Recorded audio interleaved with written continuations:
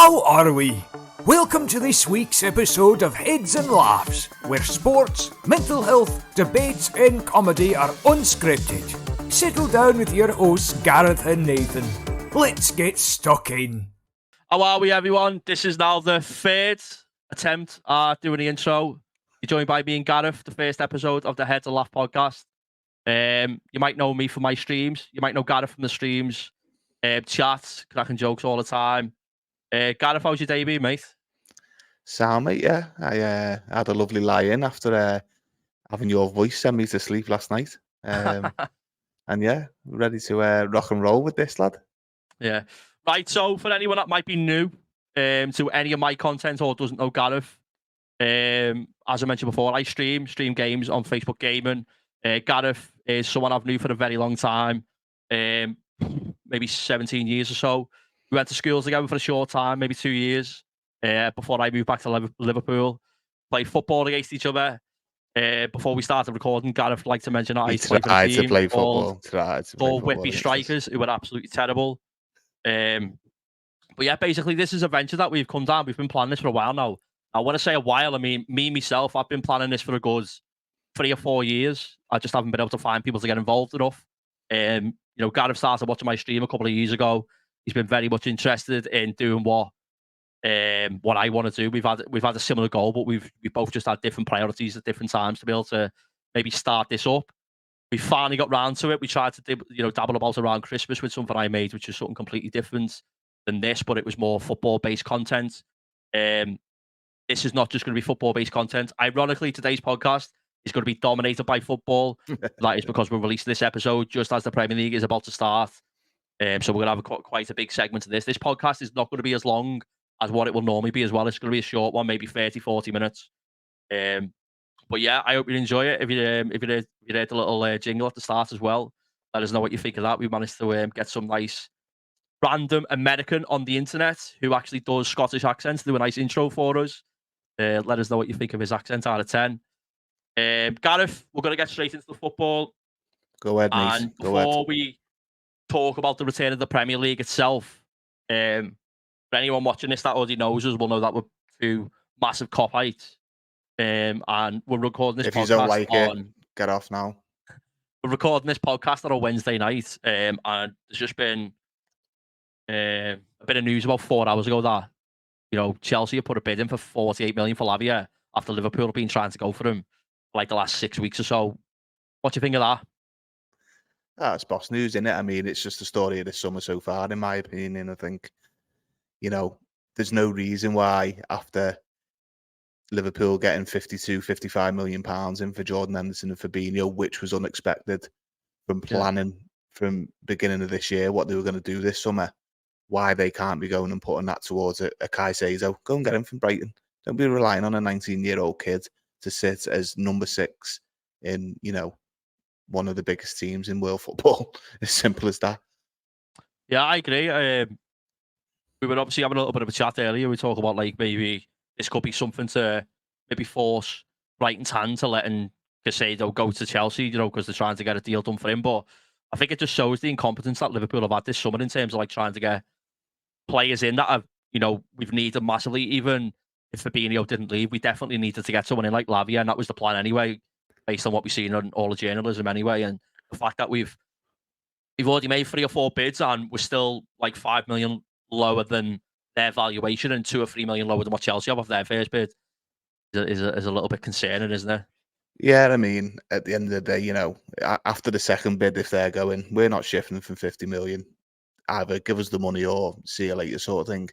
You shouldn't be messing about. 2 or 3 million quid to a Premier League team alone is nothing. 2 or 3 million pounds to Liverpool Football Club should be absolutely buttons. And considering what we've got rid of this summer already in terms of wages, not necessarily transfer fees as well. If you take that out of the equation, you look at Firmino, Milner, Keita, Oxlade-Chamberlain, all going on frees, but probably equating to over £1 million a week in wages. So for Liverpool to be in this predicament with the season starting in 2 days on Friday, to not have really a recognised number 6 in the squad. Yeah, Ali McAllister can play there. Young Bajcetic can come in and play there, but he's coming off the back of a big injury as well, with a handful of Premier League games. So I just think behind the scenes something's not quite right there with Liverpool. If you want Lavia, go and spend the 50 million. If you're not gonna, if you're not gonna spend that on a 19-year-old because you don't think he's worth it at this moment in time, then plan B. What's your plan B, Liverpool? We haven't even seen anything about a plan B or a plan C. Yeah. The concerning thing for me is I don't know whether there is a plan B. It doesn't seem like I genuinely can't pick a name out of the hat now that I think that we'll go for if we don't get him. In terms of you're talking about, and we mentioned before, like the valuation that they've got for the player. If Liverpool end up paying the money that Southampton asked for 4 or 5 weeks ago, it'll look a bit silly that they could have had this player in for pretty much nearly the whole of pre-season and ready to play the first game of the season, and then they just haven't got it done. Correct, yeah. And I think, great. £2 or £3 million in terms of getting him in 5 weeks earlier to understand, get used to the environment. I mean, not being funny, the jump from Southampton to Liverpool is a massive jump. Yeah, he's got experience at City as a youth player, but coming from Southampton into the environment of Liverpool, surrounded by world-class talent, with a world-class manager, giving him them 5-6 weeks to settle in is worth £2 or £3 million. So he's ready to go on Sunday. I mean, without us elaborating too much and going down a rabbit hole of sticking with Liverpool here, you look at some of the business of the clubs have done.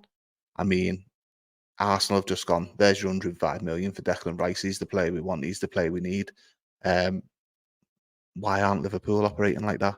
But we'll see. We'll see what happens between now and the end of August. Yeah, we'll leave the Liverpool talk for there anyway. We're actually going to talk about some of the fixtures, which I've got up on my screen. The Premier League does start on Friday, and we're going to get to see a ex-player meet, a manager that he used to previously play under it in company, Man City against Burnley.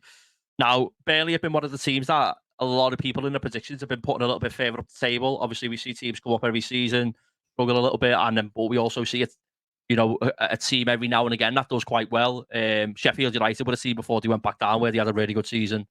Brentford, when they come up, there's been a few teams that have done it, even Bournemouth to say this season. What do you expect from this game? Do you expect it to be a tough game for City? City are away from home as well, so they're at the Burnley stadiums. 𝕊𝕡𝕉, I think it is. Do you expect City to walk all over them, or do you expect it to be a tough game? I mean, happy place, 𝕊𝕡𝕉 is not very happy for many visiting teams, and I'm sure everyone watching this and whoever you support, you've probably been to 𝕊𝕉 as in your team at least, and come away thinking we've had a right shift there.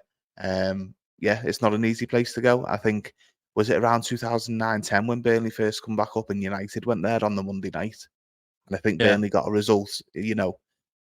The place will be bouncing. They've been playing good football last season now with company. They've made umpteen signings. They've got young Trafford in goal, who I think is an excellent signing, really. Yeah. To play on the big stage. And City generally don't start that well. We all know they do it when it comes to February. They just steamroll. They just You finish the end of the season with like 15 wins in a row, don't they? But start the season a little bit slow. Like, I think towards the start of last season, I know they dropped points at the end of last season to Brentford, but they lost points within a few months of the season. Lost against them. But I think it was just before. I know it's a little bit later on, but just before like the World Cup. Yeah, the last game at the Etihad before the World Cup was Brentford, wasn't it? But that's what I mean. Up until maybe January up until maybe January or February, everyone was sitting there thinking they're not going to win a league this season. Arsenal are probably going to win the league. Do you know what I mean? And most pundits had them down, didn't they? I think it was only Mr. Neville with his dodgy tash tip said, City will come back, don't you worry about it. You got it right though, didn't he? Right, I'm going to ask you for a prediction. Man City away at Burnley. What's your prediction? Friday, 8 p.m. I'm going to be boring. I think it'll be an entertaining game, but I'll go 3-1 City. I do. I think it'll be a good game as well, and I think Burnley will score. I'm going to go 2-1 City though. And for anyone that does watch the streams on Facebook for my other content, we will be doing a watch along for that as well. First game of the season. Make sure you tune in and watch that as well. You never know, in some sort of way, me and Gareth might get watch alongs down in the future. You never know. We'll have to look into that and see whether it's feasible to do. Right. Early kickoff on Saturday. Arsenal against Forest. Arsenal, are they going to be the real deal this season? Arsenal, Declan Rice, Kai Havertz, Julian Timber. I mean, you can probably say Havertz didn't really get a fair crack of the whip at Chelsea. Played He's out of not an position. out-and-out. He's not an out-and-out number 9. Now, whether Arsenal line up with a 4-2-3-1 with Rice and Partey holding, and then you've got your 3 in front. He seemed to Havertz play and centre Odegaard. forward in the Charity Shield, didn't he? And he had a few chances and missed them. Like, Yeah, I mean, the injury to Jesus is probably going to help him in terms of Yeah. getting game time initially. But I think if Jesus is fit, you've got your 3 of Saka, Odegaard, and Martinelli behind Gabriel Jesus. So Havertz is going to have to do something to, to break that mold and get into the team. I think it's lesser opposition. He could change formation. He could probably drop Partey out, leave Rice as the one sitter, and maybe go a bit more attack minded. But I think Arsenal will have the bit between the teeth, and I think they'll have enough to beat Forest. How well do you think Forest will do this season? Obviously, last season they struggled a little bit. There was a lot of rumours about Steve Cooper getting sacked, and then he ended up giving him a new contract. They signed something like 25 players last season. Do you think they will stay up? Do you think they might get relegated? Do you think they'll struggle or do better? Referring back to your other content on the NLG page, Nathan, we did our predictions the other night, early predictions, and I actually said I think Steve Cooper will be the first one to get bulleted. Yeah. Forest are an unknown entity. I mean, even last year they signed, what was it? 30 odd players come through the door. Yeah, they signed like 25, 30 players. Yeah, it's crazy. They've got a bit of gold dust there in Gibbs White, and I think 𝕊𝕟𝕟 on his day can bully centre halves. Yeah. And they brought some other players in. Maybe some Brennan Johnson as well. He's a good player. Young Brennan Johnson's a good player. Yeah. Is he enough? I don't know. I think with them, I think they've got players good enough to not be the bottom 3 worst teams. Yeah. 𝕊𝕒𝕟𝕒𝕝, however you pronounce his name, got injured towards the end of last season. They ended up brought Chris Wood in on loan. I just flop. They cannot get into a position where they're relying on someone like Chris Wood to play. Do you know what I mean? Like, no. Go back 2 or 3 years ago when he was playing for Burnley. He was Mr. Reliable in terms of like getting them goals for like them low end teams. But I feel like they've got good enough players to do well. They brought 𝕊𝕒𝕟 in as well. I think it was last January or maybe in summer.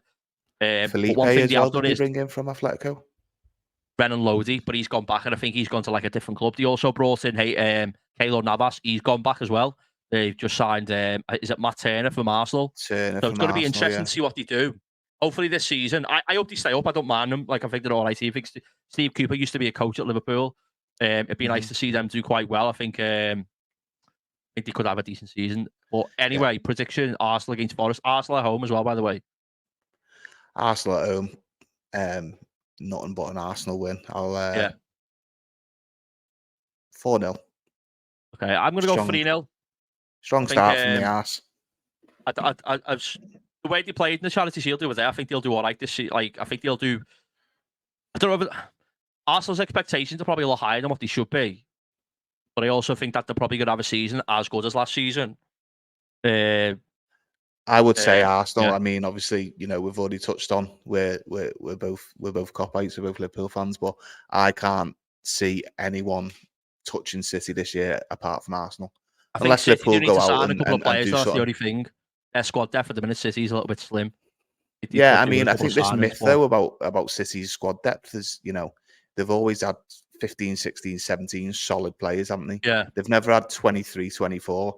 And as long as they stay fit, the spine of the team, that's why I think they, like, if you see my predictions, I think they will win the league. Like going on to the next game, I'm just going to ask you for a prediction for this one and a little quick brief of each team. Sheffield United against Palace. How well do you think Sheffield United will do this season? Again, it's a toss of a coin, I suppose. They've lost a few good players as well, by the way. They've lost Sander Berge. They've also lost, I can't remember his name now, but they lost a striker. I think he went to Marseille or something. So I can't remember if I put them in my bottom 3, but I think they could get relegated.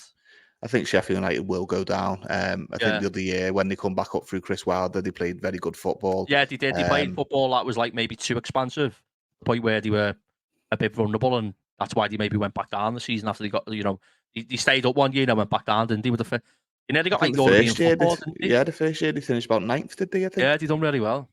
But they're an unknown quantity, really. I mean, that game isn't it? Sheffield Yeah. United, Palace, it doesn't really get you, Palace is an on the edge interesting of your one. seats. I'm going to go on to them now. They've obviously lost Wilf Zaha, but they've also brought in Franca from Brazil, who's meant to be a very good young Brazilian. Elise possibly might go to City or Chelsea. I've put them quite up in my predictions again. I'm not trying to plug that, but just to give a bit of clarity to why I'm talking certain things about certain teams. But I think they'll do okay if they can keep Elise. I think Eze is very good, like good enough to maybe play for one of the top 4 or 5 teams. They've brought young Lewis Hall in on loan as well from Chelsea, which I think is a great bit of left back business. or centre mid. I think 𝕄𝕖𝕟𝕒𝕒 will do well with them. I think they'll be comfortably. In my opinion, I think they'll comfortably stay in the league. Do you know what I mean? I don't know whether they'll do as well as what maybe I said the other day, but Way of the Wovers. Yeah. Way of the My prediction: Wovers. Sheffield United at home, Palace away. Being at home is obviously a factor, but First game of the season could be big for them as well to get the fans going. 1-1. Yeah, I'll agree with that. I'm going to go 1-1. Bournemouth, West Ham. 2 teams that could struggle a lot this season. Bournemouth obviously got rid of Gary O'Neill. Gary O'Neill's now just recently come into the take over the Wolves job today or yesterday, I think it was. Yeah. For that West reason Ham alone, I hope Bournemouth go, to be honest. So do I, just because of what happened with him. Every pundit last year had them solid to go down. What they were the Luton of this season, last season, pretty much. They were the team that everyone thought they've got absolutely no chance.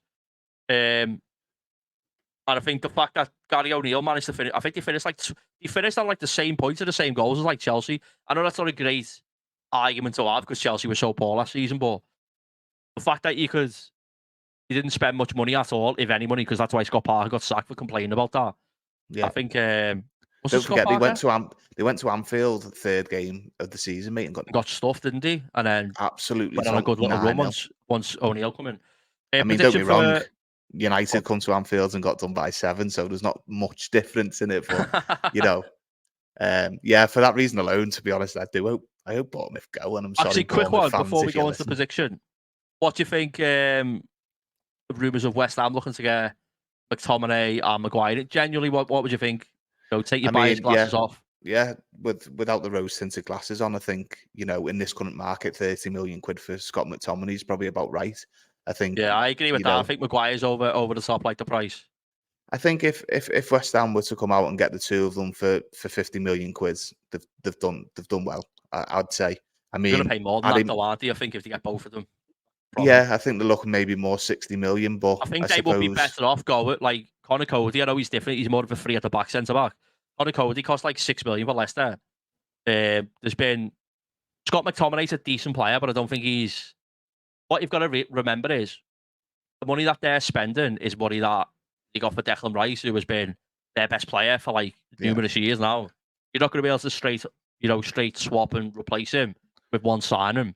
You've obviously signed 𝕊𝕐𝕟𝕒, I think that's done now. Yeah.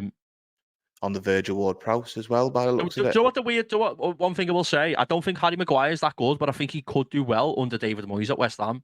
And I think McTominay could do okay, but I also think for the price they're going to pay for them, go to Europe. There's better players. Yeah, like 100%. There's literally better players that you can go and buy. It's probably lazy shopping a little bit, really. Like 30 million, 35 million. He's a very good prospect to come and play in this country.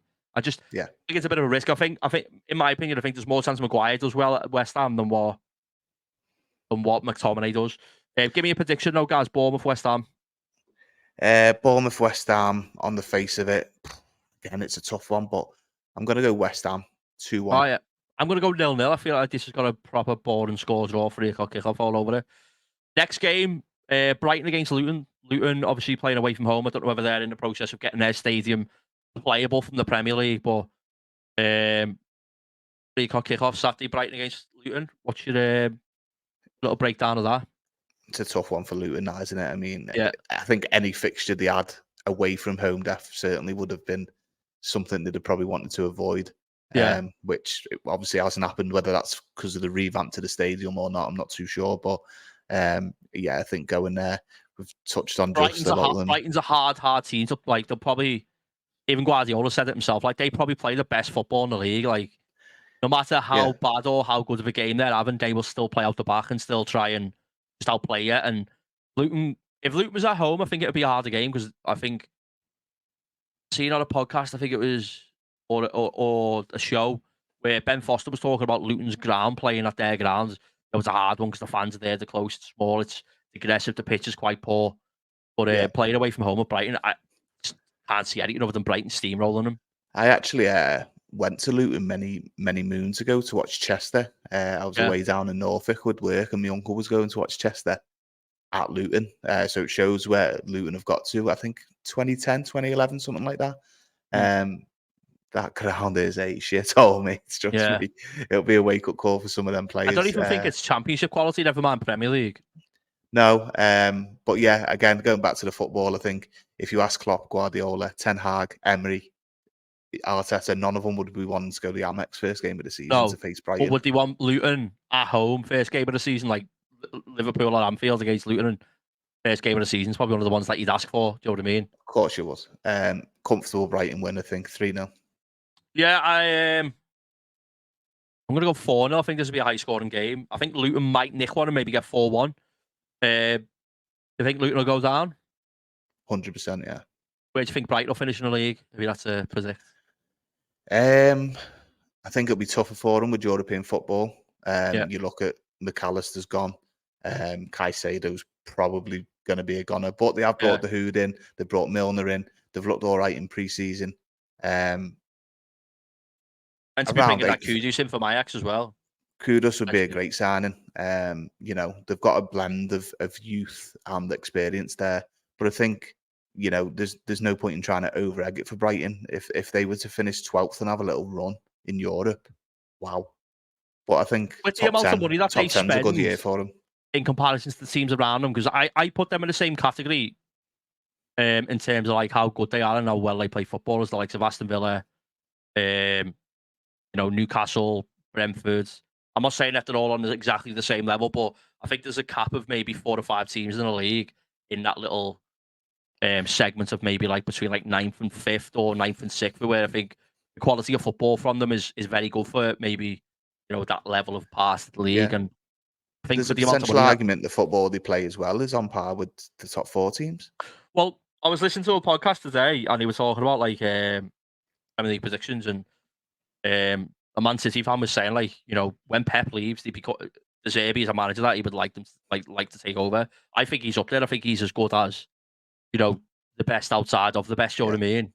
It's strange seeing an Italian manager want to play football like that as well, isn't it? It is, yeah, because you'd expect them to maybe do a Conte or something, don't you? And it just doesn't really work. It's refreshing. It's a brand of football that works, and it's 21st century. Like, it's entertaining. You want to watch it, and it's not just like it's not entertaining because you'd expect them to like concede. Like Liverpool, maybe when Klopp first come in, was entertaining because you'd expect 10 goals, but 6 Liverpool, 4 for another team. They do quite well defensively as well. Right, next game, Everton against Fulham. Kick off, Everton at home. Goodison. I'll let you go first on this one. Go on, lad. I'm not going to lie, I don't know. I think I put Everton like 16th in my prediction. I think I put Fulham like between like 10th and 12th, 10th and 13th.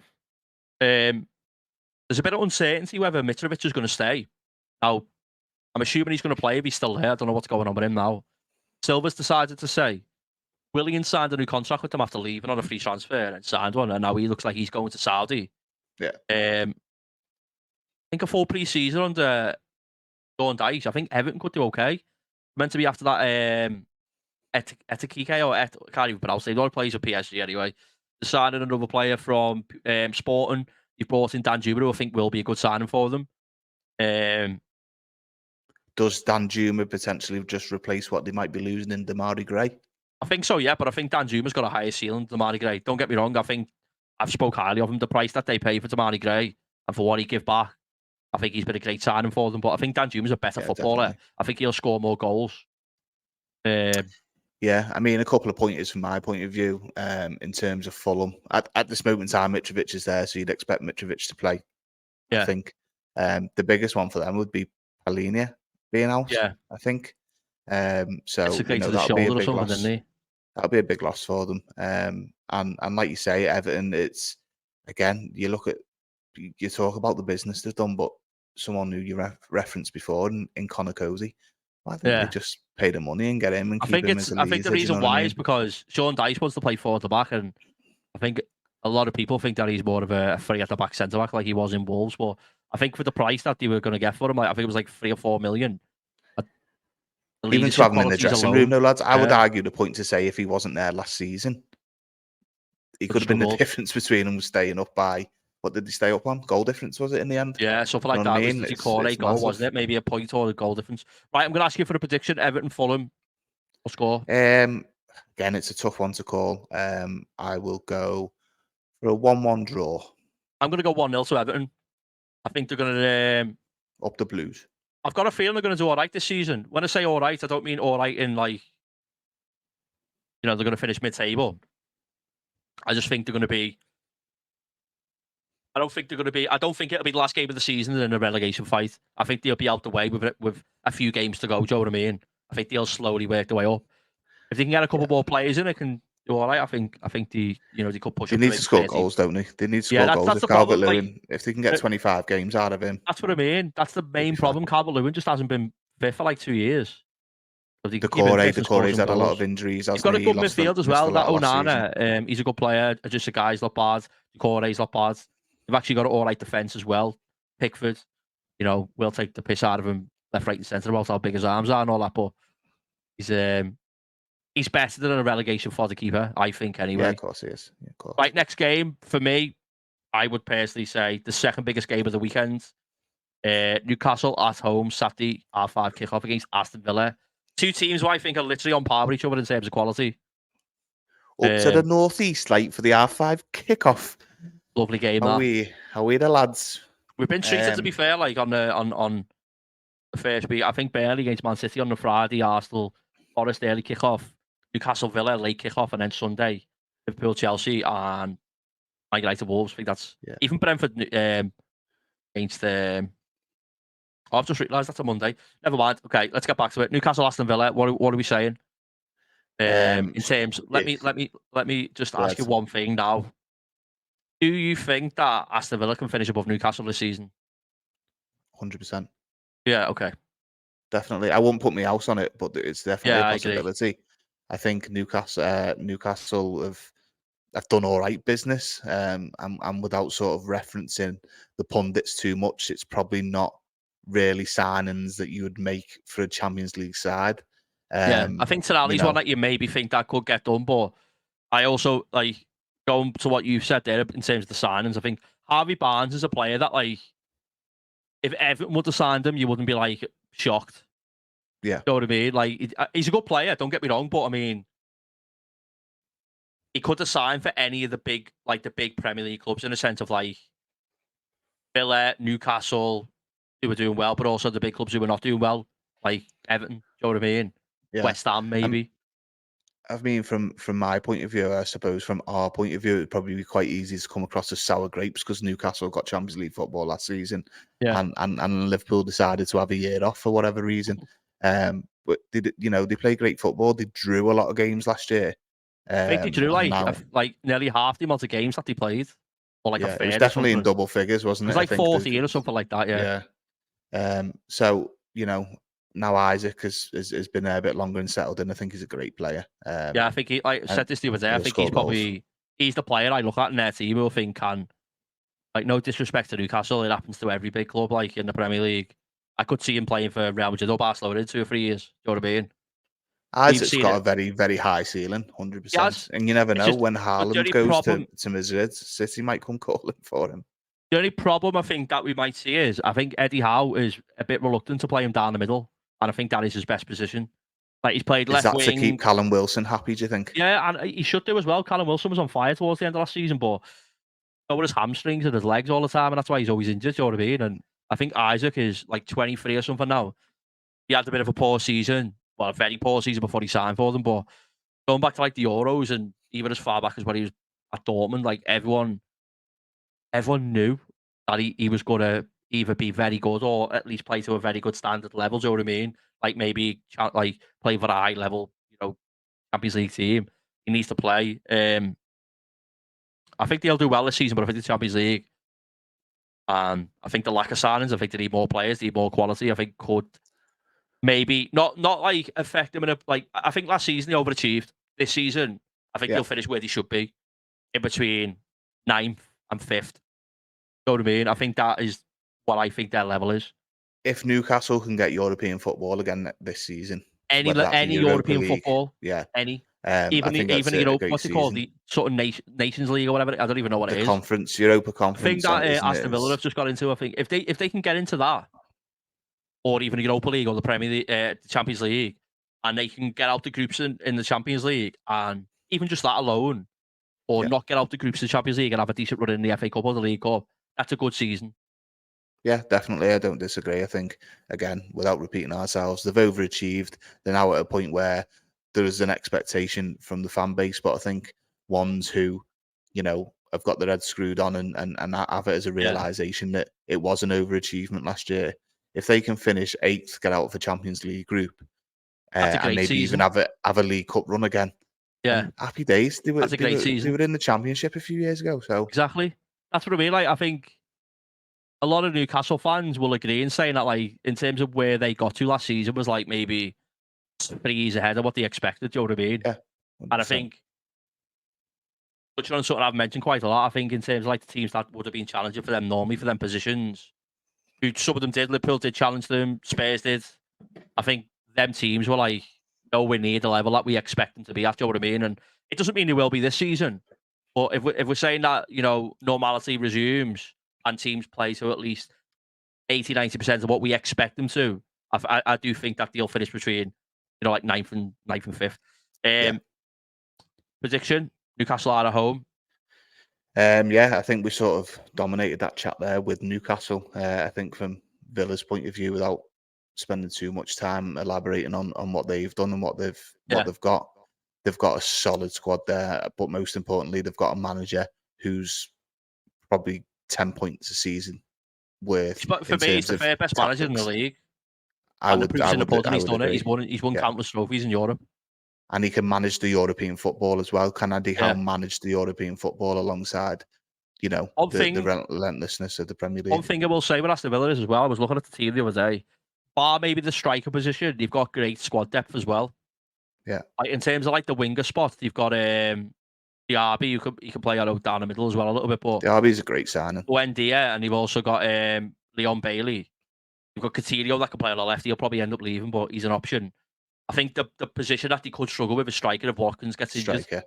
Yeah. You've got that. I remember his name. He's Ecuadorian or Colombian.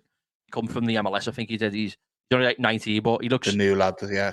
It was last season. He looks like a good player. Did they loan him back out or did they keep him? Can't remember. He looks like the type of player that you bring on with 10 minutes to go when you need to win and you're winning already, and you just want him to fucking jump up and head the ball and be big and strong. Do you know what I mean? He could be a great player. I don't know, but he's still a Which kid. they could do if you the players you've just mentioned there.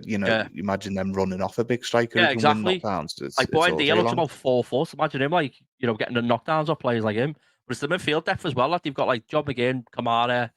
They brought Tielemans in. Den Donker can play there on centre back. They've got Jacob Ramsey, a player that me and you unbelievable adore.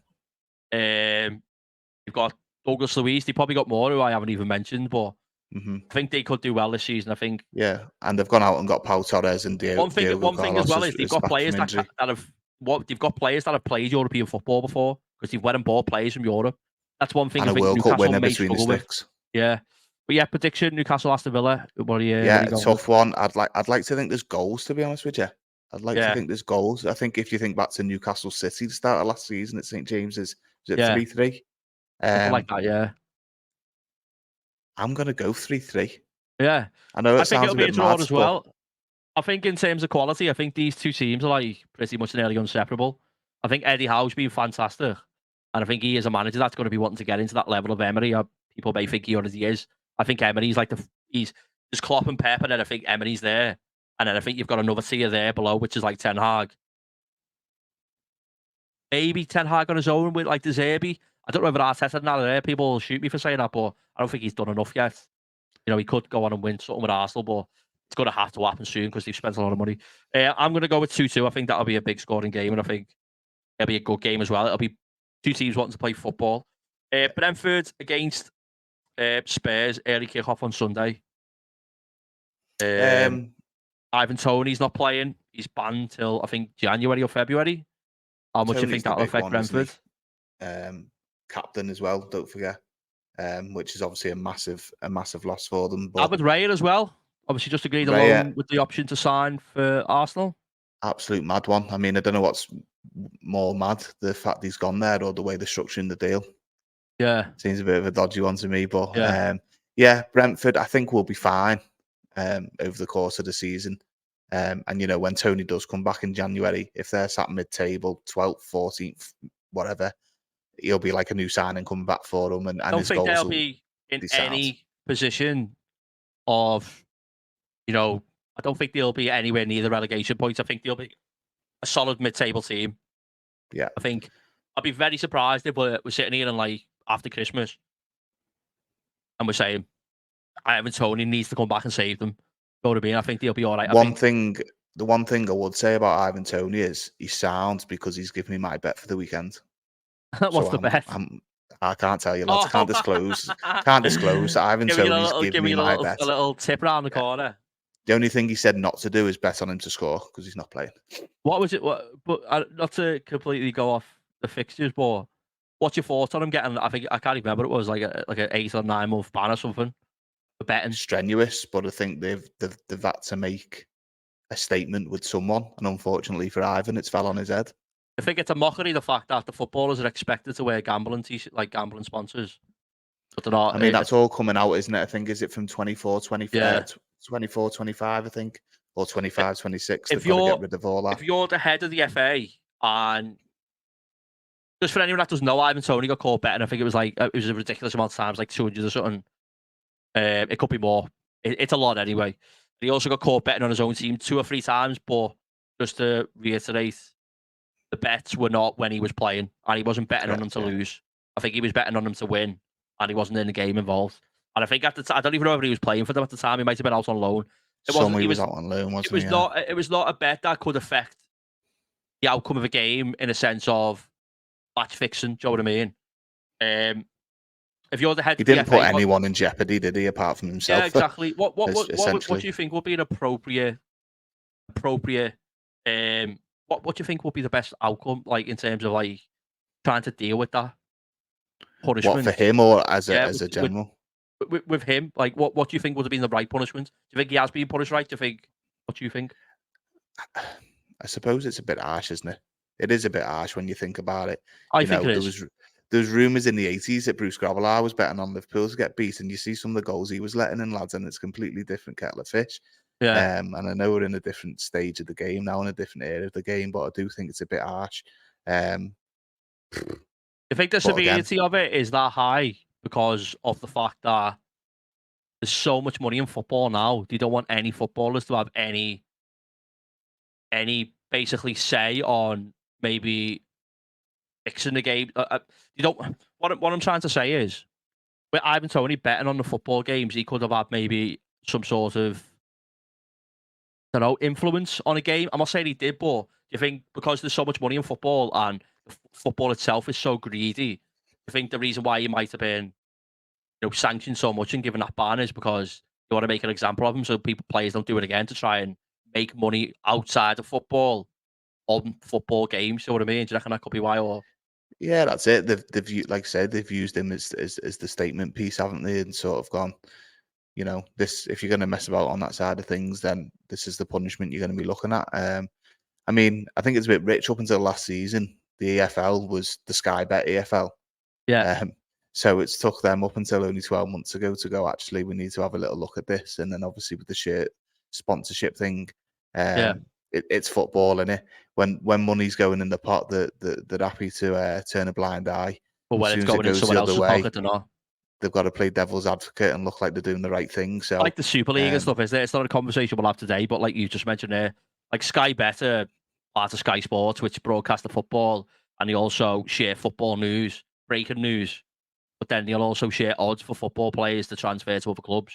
Of course. Which could obviously be easy. Isn't Gary Neville's overlap Sky Bet as well? Yeah, that's what I mean. But and you look how popular that show is now as well. All they would have to do is make up a rumour that said player signing for said team, and then put the odds like ridiculously high. So people are like, oh, I'm going to go and put loads of money on that, but it might be fake. It's linked Yeah, of together. Do you course. know what I mean? But yeah, let's go back to the actual football. Ivan Toney's banned. You know, he's not playing. Let's talk about the players that are playing. James Maddison signed for Spurs. You think he'll do well for them? I think it's a great signing, yeah. Whether he's someone that you need to roll his sleeves up and dig in if the going gets tough, then that's a different question. But, you know, he's an out-and-out sort of 10, if you like, the modern 10.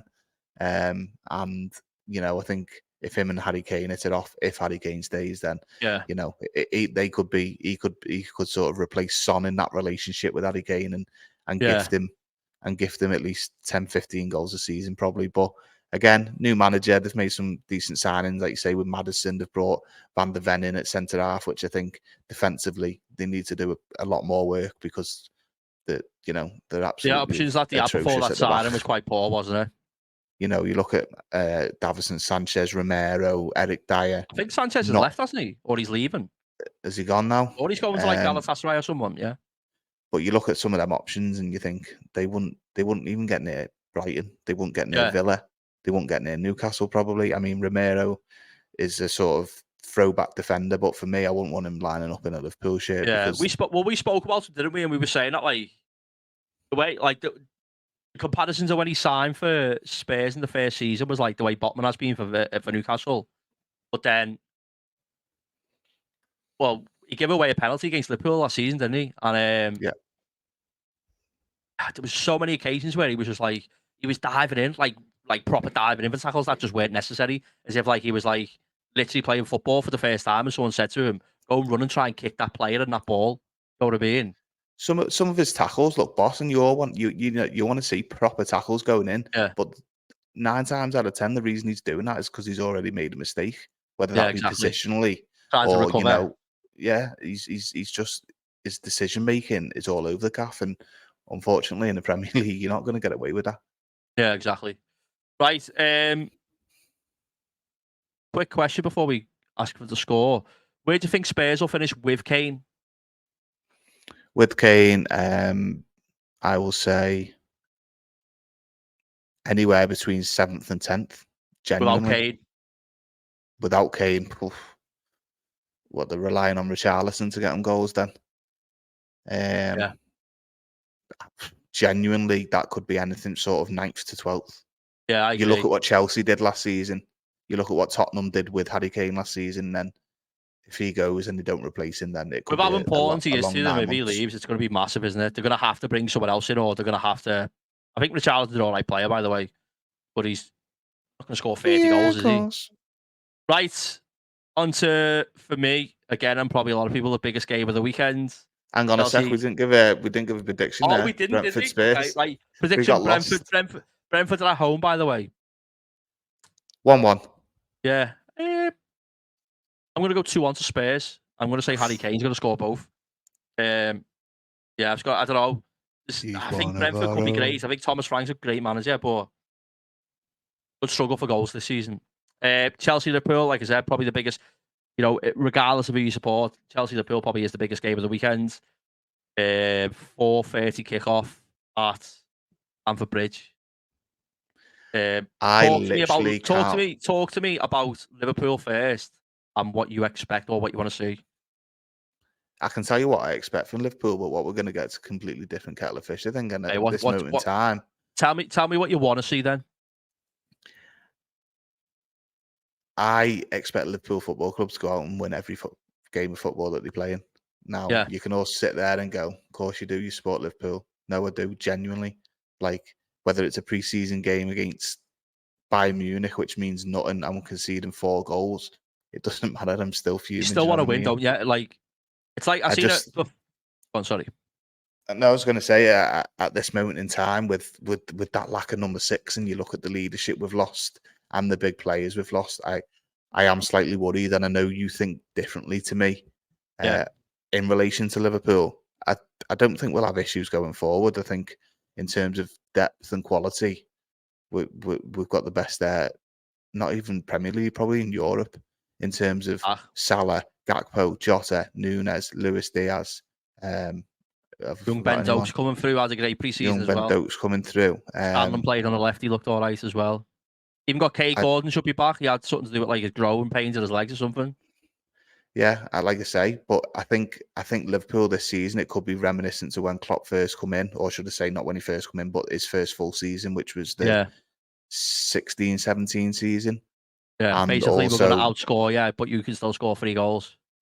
at this moment in time, I think that's what it potentially could be. And you've Yeah. seen Liverpool last season defensively, we were nowhere near the levels we have been over the last few years. But we'll see. There's a few weeks left of the window, but I don't hold my breath with our wonderful owners who love to spend lots of money.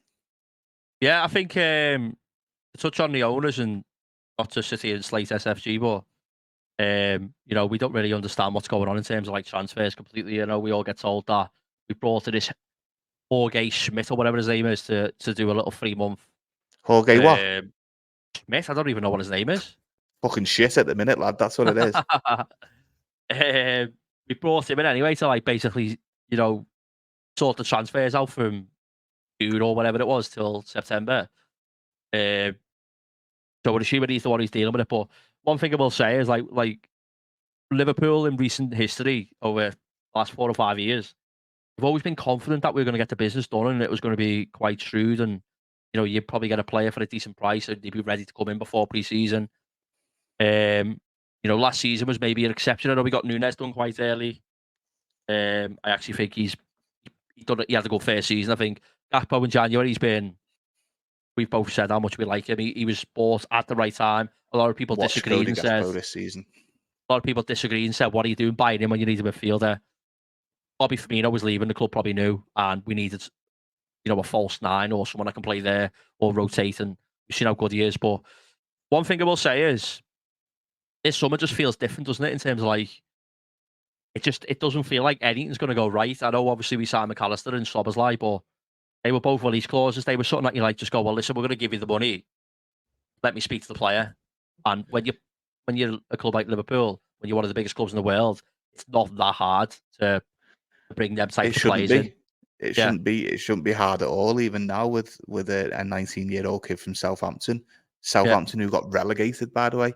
But we just seem to be making it tenfold more difficult for ourselves. And I think at this moment in time, I know we touched on Liverpool at the start, so I'm conscious that we don't talk about them too much now. But at this moment in time, we spoke about Spurs there with or without Kane. I think Liverpool without a number 6 could finish anywhere between 3rd and 6th, 7th. I really do. Yeah. That's how concerned I am about what our sort of our season entails for us. Yeah, and it could be anything. And we're back to Thursday night football, which let's all embrace. Let's all go out for a piss up in Dublin. We should for the do, final. yeah. I think it's something that we have to take advantage of, and I think I'm all for it. I think, you know, ideally every single football fan wants to play the best competition, but ultimately Liverpool were not good enough last season, and rightly so. We're not in the Champions League. 100%. We've got young players who have in pre-season look really good. We've also got new players that we brought in. The squad's looking a bit slim at the minute. I think in terms of like the numbers, we've got the smallest squad in the league at the minute. You know, that hopefully will change and we'll sign a few players, but I'm happy with the Europa League to go and try and give that a go. I think I'm not as concerned as you in a sense of like the player maybe not being there, the number 6 that we need. And the reason why is because I think with the players that we've got, even without that, I just don't. Again, call me biased. I don't think the teams around us are as good as what some people think they are. Like the teams. I tell you right now, I would take Arsenal's midfield over our midfield right now. I probably would, yeah. But if someone said, but I also think that the way they play, I don't think Odegaard would not work. In a sense, I don't think as much in the Liverpool midfield as what he does for Arsenal. Would I take Declan Rice 1,000,000%? Would I take Partey? Yeah, but I'd be taking both of them to play in the 6 role. Would I rather have Havertz, who's probably going to play the attacking midfielder, than 𝕭𝕭𝕋 and McAllister? No. Would I rather have Smith Rowe over Harvey Elliott and Curtis Jones? No. Liverpool needs a 6. If Liverpool sign a 6, Liverpool have got a good midfield. Liverpool have got a good midfield. They're just missing a massive part of it. It's and just that can all be 6, innit? That can all be dealt with so easily, and I think it will. Let's hope so. But yeah, we'll have to wait and see. I think Liverpool will be all right. But going back onto the game, Chelsea have also made a lot of signings again. This week alone, they've They've already said that they're going to basically match the fee of the release clause for Tyler Adams, who I think is injured till October, but 20 million is quite cheap in return for what he gives you. They've signed a few young French players as well. They've signed Disasi is his name. He signed another young lad, a midfielder. I can't remember his name. I'm not even going to try and say it because I can't remember it, but I can't pronounce it, so I'm not going to say it. They've also signed Nkunku, who is actually injured and could be out for a few months. They reckon that he could be out for, anything from 8 weeks to, 4 months or something. They've brought Nicholas Jackson in, who in pre-season looked fantastic, by the way. He did. How well do you think they'll do this season? Again, Chelsea's an unknown, isn't it? That turnaround of players is crazy. I mean, we can all sit here and talk about Pochettino and what he did at Spurs, but he did that by building the team, and it was in the latter stages of his tenure at Spurs where it felt like he got it right, sort of thing. Where they were, then he also got given money in the finals. season. The season that he left, he got given money that summer, didn't he? And then didn't really do much with it. Because I think that's the summer that he brought in the likes of 𝕂𝕟 and that. I think as well for Chelsea, and again, similar for Liverpool, is that lack of leadership. I know Thiago Silva's still there, but they've named 𝕊𝕐 as the captain today. 23. Do you know what I mean? I think that speaks volumes. And you can say, well, Trent Alexander-Arnold's been one thing I will say is, though, like, before anyone different. maybe thinks that we're trying to talk down on, 𝕊𝕐 is great. He's one of the best right backs in the world. Yeah. But I love this saying now. What are the best ability is availability, and ultimately the last 2 years he's constantly injured, and he still is young. I'm trying to think what other senior pros have they got outside of Thiago Silva and Ben Chilwell and even Pepe. I genuinely don't know. I think, according to rumours or what supposedly their owners said when they took over, it wasn't something they wanted to do over 2 years. It was a 7-year plan. I think Pochettino could be the perfect manager for that. I think he's a great manager. 100% agree with that, yeah. Again, pre-season, they've looked really good. Nicholas Jackson's looked fantastic. Looked quite raw, but he's so good on the ball. He's strong, he's big, he's fast. I think they will do quite well. And Nkunku's going to be a massive miss for them. Where do you think they will finish in the league this season? Realistically, I think last season you can say it was sort of a one-off, wasn't it? It was it was probably not something that you really need to take into consideration. But the young players that they've got to turn around in players, new manager, new coaching young players system in Europe and in the world. They're buying some of the best players in the Brazilian leagues that are looked at as being the next level of players that who are going to get into the Brazil squad. Do you know what I mean? They are, but at this moment in time, it's like getting a load of ingredients and chucking them in a pan and seeing what you can do with it, isn't it? You know what I mean? So, again, unknown entity, but I wouldn't be surprised to see not Chelsea finish again. Anything between maybe 4th to 8th. I think they'll finish 5th. I think they'll do a lot better than what some people think, but just based off pre-season, I think Pochettino's going to get them playing some nice football. I think he's the right manager for them, and if he can get. The important thing for me is getting the midfield. They have to get Caicedo in. If they get Lavia, as we touched on the start, that'll even be better. Tyler Adams as well, add them to the players that they've got. I think they'll do all right. What's your prediction? Chelsea against Liverpool. Chelsea at Stamford Bridge. Head, heart. This moment in time, I'd go Stamford Bridge and I'd definitely take a point. So I'm going to go 2-2. I'm going to go 1-1. I'm never happy to take a point no matter who we're playing, but I just think if recent history's told us anything, this game is a draw written all over it. We could probably contradicted myself there, haven't I? Saying I want us to go and win any game possible, but that is more heart than head. Just because you want us to win doesn't mean you have to say we're going to win. Yeah, of course. I think. But yeah, I'm going to go 1-1 or 0-0 it'll be. I think personally. If that number 6 had walked through the door at Liverpool 4 weeks ago, I'd be a lot more confident. But I think to go there on the opening day, with all those chants of Chelsea. Yeah. Take the point, come out of there, and bring on Bournemouth at home, hopefully for another 9-0 drilling. Last game of the weekend, which is actually past the weekend, is Monday Night Football, which is Man United against Wolves. Wolves, obviously, today have recently parted ways with Lopetegui, as I say his name, or Lopetegui. Yeah. Disagreement in basically transfer budget and not buying players. Before we go on to that actual fixture, I think Wolves will stay up. Just. I think. Obviously, Gary O'Neill's gone in there now. We've seen what he did with Bournemouth last year. Yeah. The only difference being is he had, he did have the bit of insight at Bournemouth Yeah. because he was already involved with the club. He's obviously walking into Molineux now with a couple of days before the season kicks off. Yeah. Again, he's got to get used to it. They've got to get used to him. Monday night, United, I think they'll go there and At Old probably win Trafford as well, by the comfortably. way, just to put it out there. Sorry, is it at Old Trafford? Yeah, it's Okay, at Old Trafford, apologies on yeah. that one. Again, well, that just cements it for me then for a more comfortable win. And I think United again. I think this year that this top 8 is going to be the most competitive. And I know Yeah. we've gone from top 4 to top 6 now. I'm talking about top 8s, but you just look at the amount of money teams are spending now. Yeah. It's like even now, impossible like going on to Man to United, say. sorry to change, yeah, but they've just spent 70 million or something on a young lad who's not really playing much football. Do you know what I mean? They're not the only club doing it, by the way, just to put it out there. Liverpool have spent a lot of money as well. Other clubs have. It's a bit mad, isn't it, the amount of money getting spent? 70 odd million on a kid who scored 9 goals last season and also has got his injury problems quite young. Yeah. It is mad, especially if he's going to be the starter. But again, you're paying for potential, aren't you? I suppose to a certain extent. But in terms of United again, I think in my prediction I had them to finish 4th, but it wouldn't surprise me if they were to finish 6th, 7th. It wouldn't surprise me if they done really well in the second season of Ten Hag. I think last season I've been quite vocal, and I think he played quite poor last season. I think the football in general was quite poor. I don't think they played that well.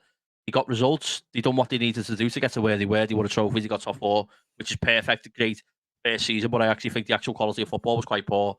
If they can get playing the way they want to play under Ten Hag, because he's getting these players now that he wants to work this system. They've signed the ball playing, goalkeeper, try and keep Varane fit. They've signed Mount. Varane staying fit's a big one for Man Yeah. United. Mount is, I think, a very good player. Could be interested to see how he does this season. He wasn't great last season. I think for them it's going to go. I can't see them having a steady. I think last season was quite steady. I don't think it'll be steady. I think it'll be really good, and they'll, finish 2nd or 3rd. I don't think they'll win the league, or I think they'll do quite poor, and I think they'll drop out of the Champions League spots. Yeah, I think the best thing that happened to them last season was the first 2 games where they got snotted at Brentford, didn't they? And what was the other one? Brighton as well, wasn't it? Was it Brighton? They lost the I think first so, 2. yeah. Something, and I know it was definitely Brentford anyway. But so like you say, second season, he's put his own stamp on the team now. There's no doubt about it. He has to do something this season. He I spent don't mean nearly he has to win a 400 million trophy. quid. He just has to. Like I said, I think they were quite poor in terms of like the quality of football last season. This season, for me, it's about they have to get Champions League football. They have to get out the group stage of the Champions League. And this is just what I think needs to happen. They have to have an identity of football that is decent. You know what I mean? At least like where you watch them and think, oh, you look decent there. Like we're seeing this from teams who are lower down the league in the likes of Brighton, Aston Villa. We're seeing it from Newcastle now. I think they have to have a good, they have to be enjoyable to watch, or at least play well anyway. They've got to continue that upward trajectory, and I think anything else and sort of maybe reaching at least the quarters in the Champions League, getting Champions League football again next year, and like you say, that brand, that style of football, not going to the Etihad and getting battered 6-3, not going to Anfield and getting stuffed 7-0, not going to Brentford and getting beat 4-0, was it? 4-0, yeah, I think it was. That they're bigger losses, and you can't do that when you're spending that money and you're putting your stamp on a team where you go, this is my team. Realistically, these no are my top players. 4 team should be conceding 4 goals more than a few times. Like on one occasion or maybe 2 occasions, you can get it, but it's not even just like the goals amount. It's the way it happened as well. Do you know what I mean? Like, and I don't think there's an excuse in terms of personnel. You've got Varane there, multiple Champions Leagues, a World Cup winner. Casemiro as well, one of the best DMs in the world. Rashford now, he's not a kid. He's been to big competitions. He's played on the biggest stages. Bruno Fernandes the same. Like the personnel there now should be enough to. Well, I think it's about getting not a new go to signings places and embedded and lose working. like that. Yeah. But Right. I think it'll be a comfortable win for United on Monday night, and I will go 4-1. I'm going to go 3-0, but one thing I will say is new manager bounce is a thing. So I'm just going to throw that spanner in there. Wolves might have a new manager. Well, I think Gary O'Neill's took over, hasn't he? That could throw a spanner in it, but I think Wolves to me could be the team where we see them getting slaughtered quite a few times this season by a few goals. I think if Rashford is on it, I think it'll be 3 or 4-0. Yeah, I think United will be comfortable. Right, that is going to be the end of the fixtures. We have got a couple of questions. Can I just ask you a quick question? Go on. It might be off tangent, but I've been thinking this for a while and I've really wanted to ask you. What are your thoughts on fleshlights? Oh. And will you be using one if we win 4-0 on Sunday and Darwin? Listen, I'm all for it. At the end of the day, anything that brings someone pleasure is definitely a yes from me. A segment that we will be bringing, which will be, basically, I don't know exactly what we're going to call it, but it's basically going to be a segment where we talk about things in life that would you pay an extra little bit of money for, to simplify something and make it a little bit easier in life. One of the things I said was buying stemless spinach because I don't like the stems in it, but we'll talk about other satisfying things in life and we'll talk about the fleshlight properly then. Fucking and decide whether it's a buy or not a buy. Pay for convenience always.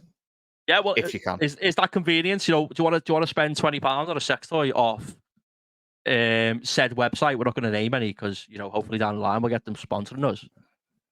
Or do you want to just sort yourself out? That's with other potato, in it. Other things that God gave you. You know what I mean? But yeah, we have got some questions on Facebook, which if you're not following, socials are scrolling across the bottom of the screen. If you listen on Spotify or any other platform, Heads and Laughs on every platform. We are on Facebook, Twitter, YouTube, and have I missed it? Instagram as well. Instagram and Spotify, of course. Make sure you go follow. I was just going to say there as well, Nathan, apart from growing the community, thanks to everyone who's already joined the community and is getting engaged. We appreciate it a lot. We appreciate it massively. Yeah, especially the ones that are all engaged on the post as well. Like, I think we're on like 70 followers on Facebook, which to some might not be a lot, but to us it's massive. Like we've set the page up about 2 weeks ago, and we've had a lot of engagement, a lot of people commenting and getting involved. So thank you. But yeah, we've got some questions on Facebook. I'm not going to ask all of them because I said this was going to be a 30 to 40 minute podcast, and we're on about an hour, which is not a bad thing. It's a good thing because this would be more, what you should expect in terms of like the length of it anyway, because we haven't got a set time of what we're going to say yet in terms of what we will record, but we're looking at between an hour and a half. So this would be quite. I love how you said the length of it. Then can you repeat it? Right. So a couple of questions. Most of them are football based. I don't know if we touched on it at the start, but I just want to just put it out there and just say this podcast. I know it's a football based one. This episode, but it's not a football podcast. Like I said, if you know my community, Gareth's a part of my community outside of what we're doing here. We speak about football. We play football games, but something else that we massively touch on is mental health. We try and have a laugh. We like comedy. We like different games. This is all that. As in the title of the intro and the start, it's unscripted. It's comedy, mental health, it's sports. So, and I think this weekend ties into that. Nath done it. I mean, I know from my point of view, and I'm probably talking for a lot of football fans where our mental health picks up massively when the football's back. 100%. And people that don't suffer from mental health issues probably think that sounds like an absolute load of bollocks. But trust me, when you feel down in the dumps and you're struggling to pull your head off the pillar or get yourself out the door. When you said pull the head off there, I was expecting something else to come out. And the length of it, lads. But when you're struggling, honestly, footballs can make it takes you to a different place for a couple of hours. And I suppose unless you support Everton, it probably actually does cheer you up. So it does link in. It does link in. Like I said, it's not just going to be on football. Ironically, the questions that we're going to ask now, most of them are football. But we have got a question from Stephen Joyce. Steve-O. And he's actually asked what context you want to use this in, guys. I'm going to ask you it. It's entirely up to you. But how far is going too far? When she starts and crying. I want you to give me. I want you to give me An example of when going far is too far, or how far. That's quite a broad question from Stephen. From quite a broad character. We know Stephen, don't we? So, and I'm sure we've both read between the lines and probably know where he's coming from with this one. But yeah, listen, I'm all for banter. I'm all for taking the piss. I'm all for dark humor. It's not everyone's cup of tea, but it is mine. Strong, no sugar. But yeah, going too far, I think, if you understand someone's Limits. been through things personally or whatever, and you start poking that bear and they retaliate to it, then that's probably going too far. We're all for a laugh and all for a joke, but if someone feels uncomfortable with it, just leave them alone. Like, not everyone's the same, not everyone appreciates it. So yeah, push your boat out, but be careful of your audience. That's all I'm gonna say. Okay. So you took the take of maybe slightly, again, like I said, there was no context to that question other than you can answer that however you want. How Other far than is it too comes from far Stephen. is, again, could be taking it any way you want. I'm not going to answer it. Gareth gives you a good answer, but I will be the person who asks the questions and maybe touch on one of them. But got a couple more. Peter Elliott has asked, best managers ranked 1 to 20 in the Prem. I'm not going to ask you to give me the best 20. I'm going to ask you to give me your best 6. Start Peter from 6, Pickering. work your way up. Premier League managers. Big P. Right, okay. Sorry to let him down, but Sean Dyche will not be in this top 6, just so you know. Understandable. If I'm starting from 6, I'm going to have a little think there. Based on what they've done up to now. I can. What they've done up to now, I think I'll start 6 and I'll put Eddie Howe in 6th. Yep. I'll chuck Eddie Howe in 6th. What he's done at Bournemouth, what he's done at Newcastle up to now. And I think, to be fair, he comes across as a sound fella. Yeah, he comes across like sort of like he's a likeable character. Like if you had a daughter and she like brought him home, you'd be quite happy, wouldn't you? Yeah, especially with that bank balance, like 100%. That's I mean, my daughter's a 6 and 4, so I think Eddie Howe's a bit out the age range, but that may be going too far, eh? Right, number 5. 5, I'm gonna go De Zerbi. Okay. I think based on last season alone, and you've probably Newcastle fans will be now thinking, well, hang on, Eddie Howe's got his top 4, done what he done with Bournemouth, but to come into a new league without a pre-season, and he lost some of the key players as well. Yeah, lost key players, taken over from Graham Potter, who obviously went to Chelsea. Excellent, just to get Brighton in Europe. The first time ever as well. It's like Luton in the Premier League, Brighton in Europe. They're pretty much on par with each other, aren't they? They're like bourbons and custard creams. So yeah, I'll put De Zerbi in 5th. Great brand of football, and yeah, done a good job last year. Numero 4. Mikel Arteta. Okay. Yes, he's spent money, but who hasn't spent money? Yep. I think in relation to the Premier League managers, you look at... You have to spend to be successful. It's as simple as that. Like, we all sit there and, we love Jurgen Klopp. He's our, he's Liverpool manager. But would he have got to where he was without every now and again buying them big players? Like, would he have got to where he was without Van Dijk, Alisson and players like that? Definitely not. Obviously, some managers do spend more than others, but you have to spend money to get to, the top, you know what I mean? Yeah, 100%. And that's football. And as much as we would like to moan about it and we can say what we want about it in a couple of years' time, it's not going to stop, especially not now with the Saudis as well. You look at how that's going, it's going to just so... what Liverpool needs to do is get rid of FSG and get someone in who knows where the wallet is, because otherwise we will be back to being a mid-table team, and that cripples me to say. But yeah, in terms of Arteta, he spent money, but I think he spent well. Yeah, he's got them playing some really good football, has he? Like, they look like a regen of Man City, don't they? Like, they play very good, high possession-based football. In terms of him as a person, I think he's celebrating Charity Shields as World Cups. He needs to probably calm down a little bit, otherwise he'll be causing himself a few issues, I think, before he knows it. But in terms of his football, I think obviously he shows passion, which is a great thing, and we all love to see it. Great brand of football, bringing youngsters through as well. I think you look at Saka's game since he come in, Martinelli's game since he come in. Even Smith Rowe's been injured, but he did look really good before he got injured. Yeah. And you could go as far as to say Aaron Ramsdale as well. I think it was Yeah. big money, and signing from Bournemouth. Bournemouth they got him from? I think so, yeah. Everyone was a bit like, oof, 30, 40 million, whatever it was for him. But Yeah. I think he's been proven right. So yeah, Arteta in fourth. Number 3. 3, I'm going to go for Unai Emery.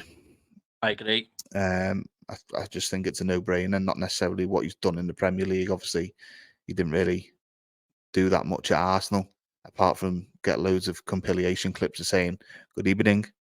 He didn't get a chance at Arsenal, to be fair. He didn't also get the backing or the time what Arteta does. I'm sure that No. Arteta finished back-to-back 8th and then 5th when he were pretty much set to finish top 4 in that season. He finished 5th. He didn't I get think that time. they got Emery in thinking he can just work magic straight away, but unfortunately, He didn't Arsenal, have the squad or the players available to do that, did they they? just weren't there. But look at what he's done in his time at Aston Villa, yeah. Villarreal, at Villarreal before Villa. I mean, he even nearly turned it round in the semis against us. Hasn't he won like 3 or 4 Europa Leagues or something silly like that? He's won umpteen Europa Leagues. Yeah. Plays good football. Comes across well. Yeah, if he was to replace Klopp at Liverpool, I wouldn't be disappointed. Yeah, I agree. I think So that's how high I regard him. Yeah, Anyway. I agree. Like my top 5 or probably top 6 would be slightly different than yours, but I think yeah, I agree. Number 2. Number 2, be everyone's interesting. like, I know what he's gonna say. Yeah, I don't think you can. Can you split Klopp and Guardiola? I mean, Well, I will tell you what I think. I think you can. Ultimately, everyone keeps saying, could they do this with this? Could they do this with that? We can only go on what they have done. And only 2 teams have won a treble in England. And I think, as much as I love Klopp, and I think he could do what Pep's maybe done, I'm thinking he could do that. There's no facts to say that he could go and do that. I'd have to say Guardiola is top, just because of if you win the treble, you have to be. It's a double-edged sword, isn't it? I mean, you can say if you spend over £1 billion, you also have to go and win trebles. I agree, but it's not like Man United the perfect example. Like, it doesn't always work spending the money. Do you know what I mean? And I think, no, of course, if if Man United had Klopp or Pep, we would be having a completely different conversation now. But I think, but then 12 months ago, Liverpool were 10 minutes and 1 goal away from quadruple. And I know it's all if buts and maybes. yeah, Sadio Mane's. But for me, again, and there is probably a bit of heart there in terms of Klopp, but I just think compared to Guardiola, I wouldn't swap he Jurgen has for been anyone on in the a world. shoestring budget. Like, again, this is just me saying what I think. I don't think Pep would be able to do what Klopp's done at Liverpool, and I think Klopp could do at least 90% of what Guardiola's done at City.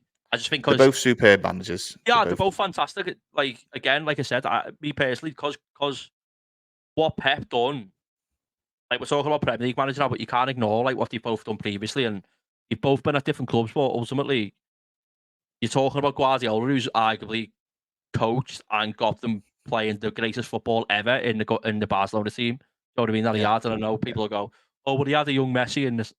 I don't care. Like, that's Pep's Barcelona team is probably the greatest team that we will ever see in our lifetime.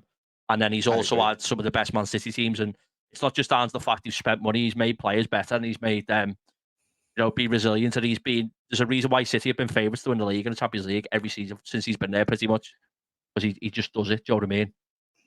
I can't disagree either way. I think obviously City fans and probably 80% of football fans will probably say Klopp, and then you'll have Liverpool fans and maybe a few others. City fans, Guardiola, and Say Pep, yeah, and a few others. Saying Klopp. So, both fantastic managers, and I think the Premier League's lucky to have both of them. Okay, but who's your number 1? And who's your number 2? You're Haven't a told rat. me. Guardiola 2, Klopp 1. Hey, listen, it's your opinion, isn't it? At the end of the day, like arseholes, we all have one. Unless you're from somewhere like Wigan, when you have 2. Right, I'm going to ask you one more question now. Actually, Barwick has asked 4 questions Big in one Ash. comment, but this is Pick one. This is away from football now, and Okay.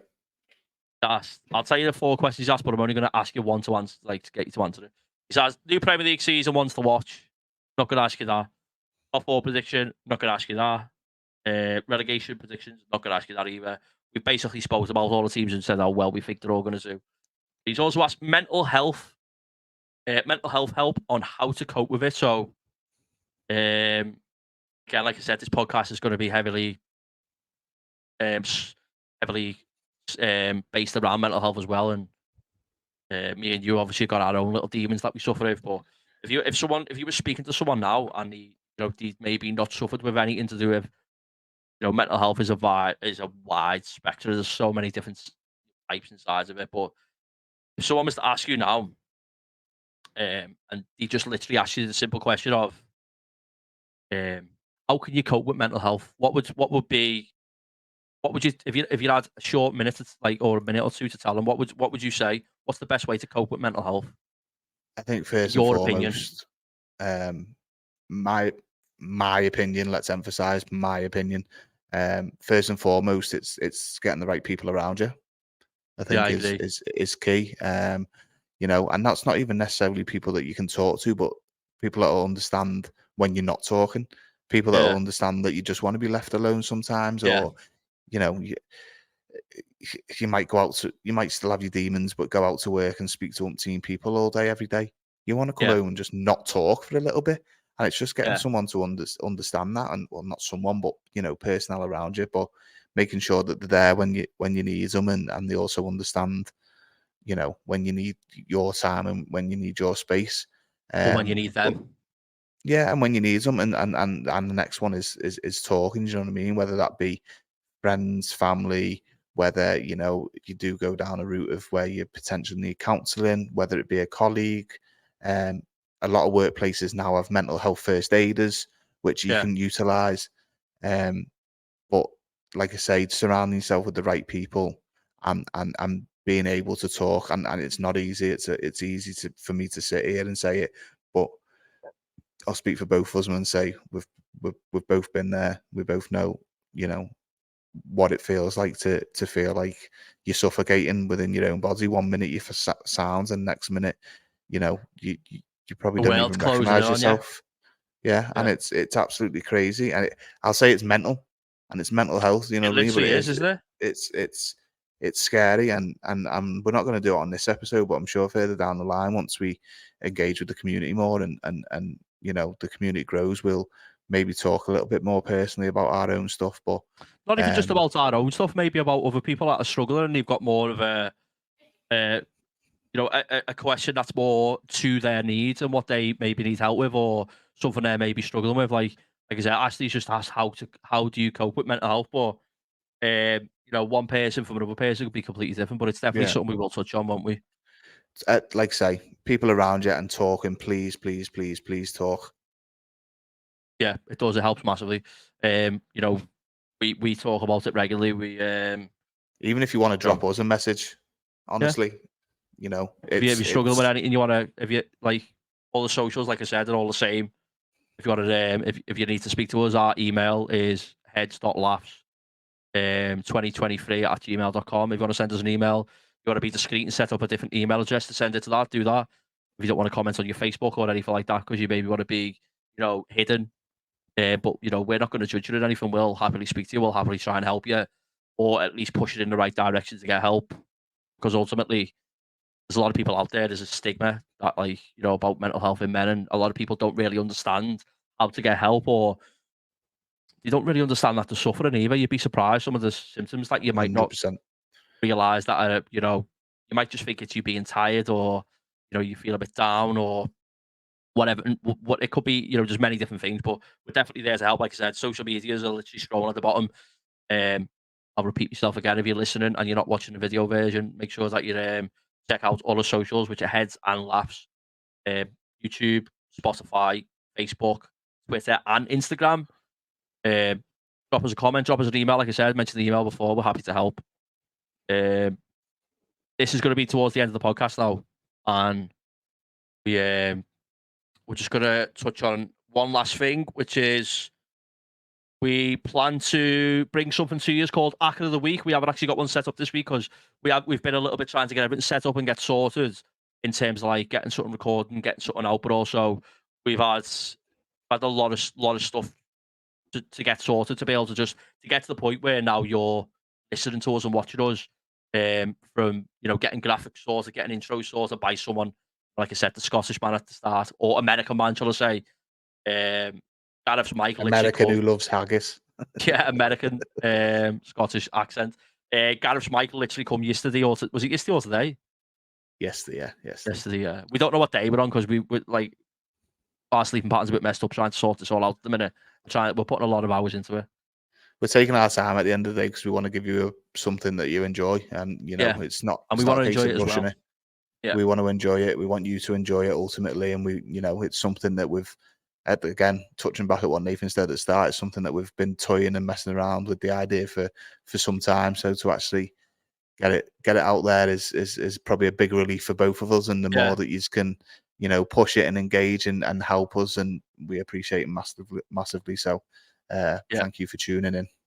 But yeah, Acca of the Week will be coming. We'll start that next week. It'll be the segments. It won't be a long one, but it'll be a short one towards the end, and we haven't quite decided exactly what we're doing, but based on what I've got envisioned in my head, it'll probably cover. Maybe we'll talk about a few Accas that we've seen, and what we'll do is we'll post it in the link in the comments on like Facebook and stuff of some crazy Accas that we've seen from the week before, where people have put like a ridiculous bet on and won.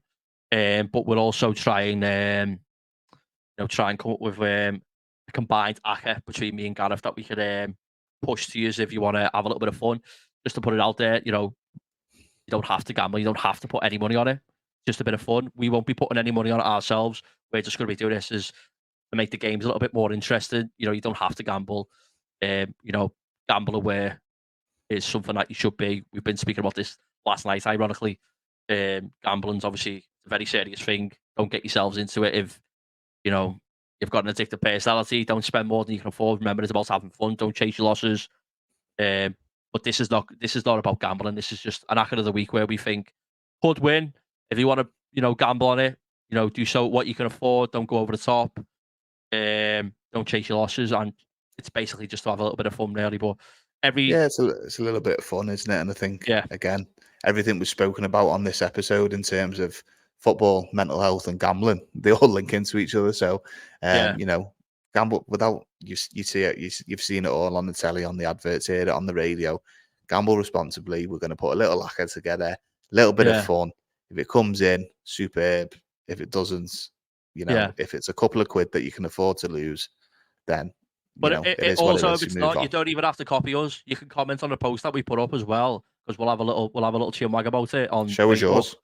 Show us yours. Even if you're not putting money on it, there's a lot of people out there that will, go on betting websites or just do predictions just for the sake of having a bit of fun, and that's what we're going to do.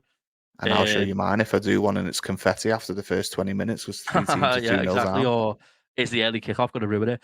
But yeah, that is going to be the first episode anyway. It's been a pleasure to be with Gareth. I really enjoyed it. We're a little bit nervous at the start. This is the first one we've done. Ironically, I've been creating content for 4 years, but I still get the little butterflies in my belly when I have to do an intro and an outro as well. So if I mess up at any point or we speak over each other, we're not going to be perfect. It's going to take a bit of time to get to, maybe the standard that we want to get to, or the standard that you might enjoy listening to or watching more. But yeah, thank you for watching, and thank you for Gareth for getting involved as well. Gareth, anything to say at the end? I was just going to say, practice makes perfect, lads, and we'll keep going as long as we keep enjoying it. We'll keep producing it, and hopefully we'll take it from there. But no, pleasure. Thank you very much, and we'll see you all next week. Yeah, don't forget to check out the socials down below. Make sure you follow us, get involved. We're putting regular posts up so you can, maybe even get involved and come on live with us, and actually record an episode with us. But so you can get some questions in, like we answered before about the mental health and the managers and stuff like that.